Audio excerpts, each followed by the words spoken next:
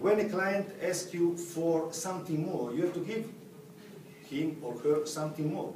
So you have to give me a legend, an history, why this private banking service is better than the other. Just because you start telling a story, start telling about, don't invent, or if you are really sure of yourself you can invent, but start telling about the history of the bank, the history of the private banking. Start bullshitting a little bit, of course, because this is what we like. We want to be bullshitted, we like, we love. When we go into the store or into a travel agency and they tell us a lot of nice stories, then they convince us. Don't forget that usually in every store, but as well in every office, you have from 7 to 14 seconds into your subliminal psychology to understand if you are going to buy a certain good or a certain service. And everything depends on the person you have in front and the environment you are facing that moment. So in 7 seconds, in 10 second average, you know if you're going to buy a dress, a ticket,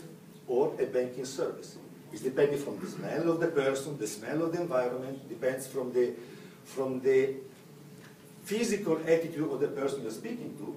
So before that we understand if we want something, our unconscious tells us if we really want to work with a certain person or to buy a certain product. So this is very important.